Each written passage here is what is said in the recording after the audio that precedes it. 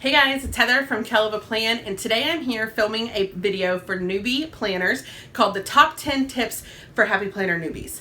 New planners start next week on July 1st, so that means we have a lot of new people joining the planning community. Maybe you picked up your first planner and you're ready to jump in, but you have no clue where to start. This video is for you.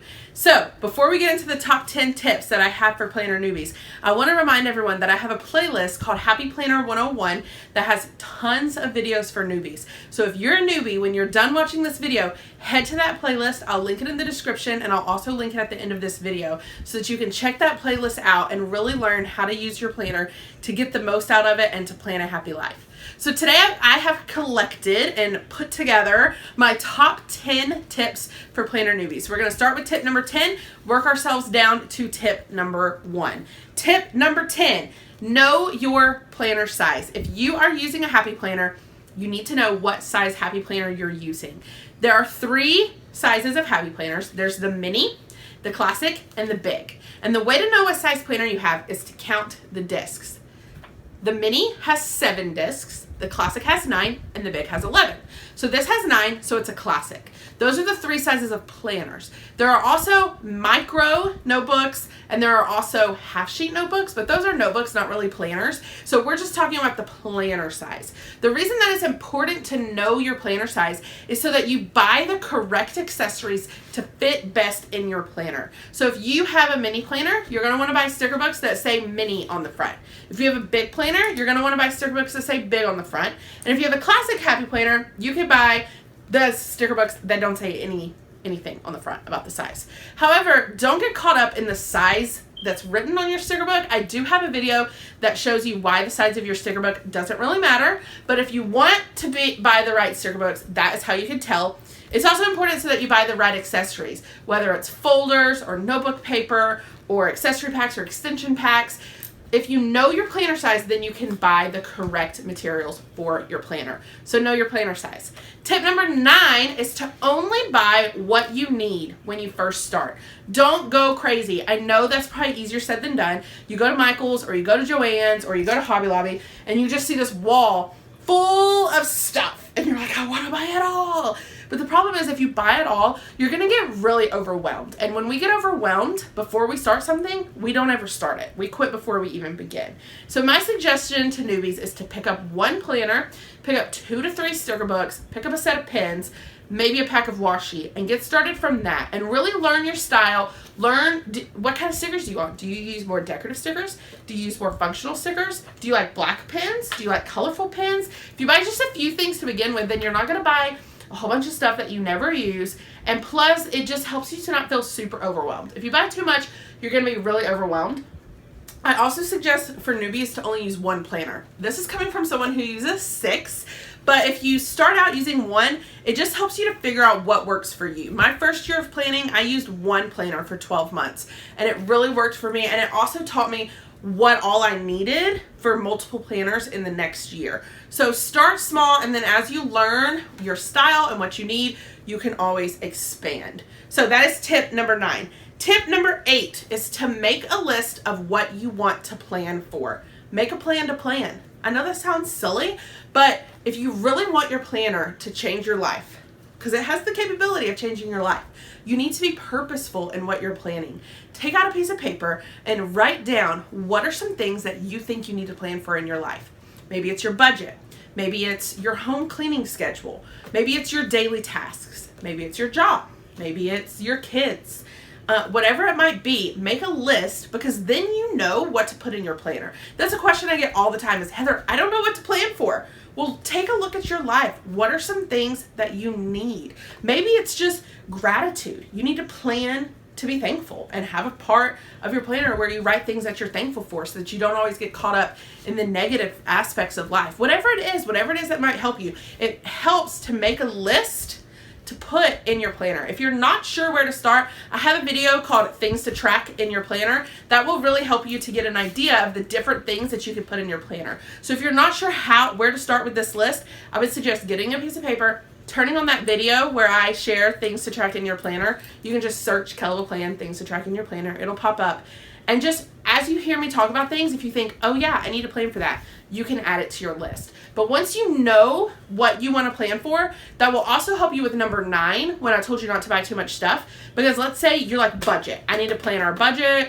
We need budget help, budget. That's like number 1 on your list. Then you should probably buy the budget sticker book or the budget expansion pack. If you write down household, I need to get my household together. Maybe you should buy the household expansion pack or the household sticker book. Once you know what you want to plan for, you know what to buy. Maybe you want to plan fitness, wellness. Maybe you should get the wellness sticker book. You see what I mean? When you know what you're planning for, you're not just buying lots of stuff. You're buying what you need to plan a happy life. So know what you want to plan for. Make a plan to plan. That's tip number 8. Tip number 7, just start. Or like Nike says, just do it. Just do it. Open your planner, make a spread, and plan in it. I hear so many newbies say, I don't know where to start, or my handwriting's not good enough, or I'm afraid I'm going to mess up. Just do it. Just do it. Get your stickers, open your planner, and make your first spread. Do it right now while you're watching this video. Why not? I'm going to tell you, it's not going to be perfect. And you know what? That's okay. My first one was terrible. If you want to see what my first planner looked like, you can search Kell Plan, first planner flip through. It'll show up. There's one where I'm like just flipping through and I'm like, oh, this is great. And then there's one where I was live and like delirious and like crying from laughing so hard at this planner because it was so bad. That's the one you want to watch. It's really funny. But it's just fun to see how your planning progresses and how it grows and how it gets better. So just do it. If it's not perfect, guess what? Next week, you get to turn the page. And you never have to look at that spread again if you don't want to. But just do it. Okay? That's tip number 7. Tip number 6. Use social media for the amazing tool that it is. If you're new to planning and you have no clue what to do, social media will teach you. There are Facebook groups all about planning.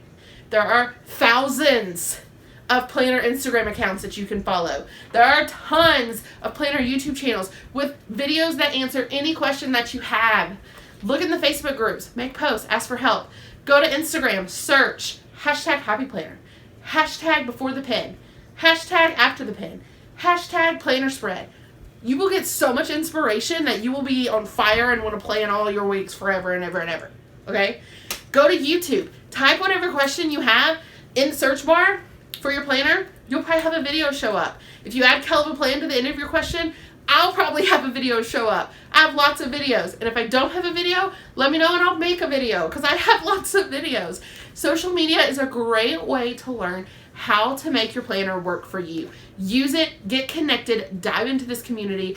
You will love it. And social media can be a negative thing, but in the planner world, it's an amazing thing. And use it to your I don't know what word I'm looking for. Your positiveness. That doesn't make any sense. Anyway, use social media. That's tip number 6. Tip number 5 relates to how to decorate your first spread. I do have a video on this, how to decorate your very first planner spread. But my main tip is to take stickers that match the colors that are already on your page. So, for example, if I wanted to do a spread on these pages, we have a lot of blue and then we have a little bit of blush pink in the corners. So for these pages, I would probably use blue and blush pink. There are 2 reasons why I choose to do this.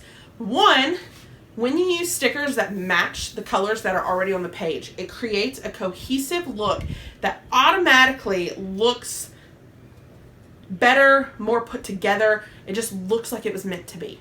The second reason I do it is when I only have 2 or 3 colors in mind and I'm flipping through my sticker books, I'm not going to spend hours and hours looking at all the stickers because I'm only looking for stickers that match my color spread. So I can just keep on flipping until I find the stickers that match. So that is the 2 reasons why I pick 2 or 3 colors and I match the colors to the colors that are already on the page. That's just my tip. If you want more on how to decorate that first spread, be sure to check out that video that I have on how to decorate your first spread. That was tip number 5. Tip number 4 is use planner tools. I have 3 favorites that I'm going to share with you. My first favorite planner tool is scissors. Specifically, I like little scissors, but any scissors will do. But buy a pair of scissors and make them be your planner scissors. If they're your planner scissors, they're always going to be with your planner stuff. You don't have to worry about losing them or them being somewhere else in the house. They're just always with your planner stuff. You will use these to cut washi, cut paper, cut stickers, cut all kinds of things. I literally use scissors in every single spread. Get you a pair of scissors, leave it with your planning stuff so that you are good to go. I'm going to put it in the other pocket. My next favorite planning tool is an X-Acto knife. I literally use one of these in every spread. I use it to cut washi. I use it to cut stickers. It's basically a blade. It's got a little tiny blade. This one is a finger X-Acto knife. You put your finger through it so that you can kind of guide it in a straight line. But they have other X-Acto knives too. These are in my Amazon store. If you want to click the Amazon link in my description. X-Acto knife. You need one. Trust me. Order one if you don't have one. My last favorite planner tool, if I can get it out of my pocket, is a pair of tweezers. Yes, tweezers for your planner. I used to be the person who was like, I don't need a pair of tweezers for my planner. And I would try to place these little stickers with my fingers. I'd get so many comments on my videos of, Heather, you need a pair of tweezers. And I was like, nah, I'm good. Well, my friend Alice finally sent me this pair. They're magical. I can't plan without them. These particularly have a really pointy end. They are made by Close to the Heart, which apparently isn't a brand anymore. But you could get similar ones on Amazon. You can get similar ones in the jewelry section of craft stores. They're amazing. You use them to place tiny stickers on your spread. Promise you, you'll love them. So those are my 3 favorite planner tools that you should check out. Tip number 3 is know when new stuff comes out. That way you don't miss out on buying your new planner and your new stickers and your new accessories. Normally with the Happy Planner, their 18-month planners come out in March, and those planners start in July, 18 months. And then in October, their 12-month planners come out that start in January. And if you want to be able to pick from all of the planners, then you want to purchase your planner pretty much when they come out, so in October. If you wait until December or January to buy your 12-month planner, you're not going to have as much of a variety because they sell out. So be sure to know when the planners come out. They also do a teacher release in May, and then they do accessory releases throughout the year. I would suggest following the Happy Planner, the_happy_planner on Instagram, so that you know exactly when new stuff comes out so that you don't miss out on purchasing your new planner and any new accessories that they might come out with. Tip number 2. We're almost there, guys. Tip number 2. Have fun. You're supposed to be planning a happy life, you guys. This is supposed to bring happiness and calm and organization to your life. Have fun with it and do what works for you. Don't worry about what other people are doing with your planner, or if your planner looks like somebody else's. If it works for you, you're doing it right. If it's making you happy, you're doing it right. If it's bringing organization and calm to your life, you're doing it right. The only time that you're planning wrong is if it's bringing you stress and anxiety.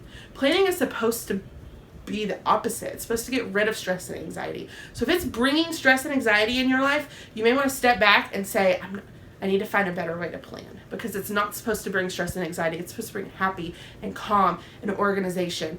Have fun with it. It's supposed to be a fun hobby that also changes your life. Have fun with it and do what works for you. Which leads us to tip number 1. If you've been watching my channel for a while, then you probably know what tip 1 is going to be. But it's don't get caught in the comparison trap. Comparison is the thief of joy. That is my favorite quote. It's so true. Don't get caught up in her planner looks better than mine, or her handwriting is better than mine, or my planner will never look as good as hers, because it doesn't matter. It doesn't matter if your planner looks anything like my planner or anyone else's planner. If it works for you, then it's perfect. Don't get caught in the comparison trap, because as soon as you start comparing to others, you lose the joy that you have found in this hobby. Don't do it. So those are my top 10 tips for planner newbies. I hope you enjoyed them. I hope they helped you out if you're a newbie. If you're a veteran planner and you have tips that maybe I didn't cover in this video, I'd love to hear about them in the comments. If you're a newbie planner and you still have questions, ask me the question in the comments. If I have a video that answers your question, I'll drop the link to the video. If I don't have a video, I'll either answer the question or I'll make you a video, because I make a lot of videos. So drop it in the comments. I hope you liked this video. If you did, hit the like button. If you want to see more of my videos, hit that subscribe button, and happy planning.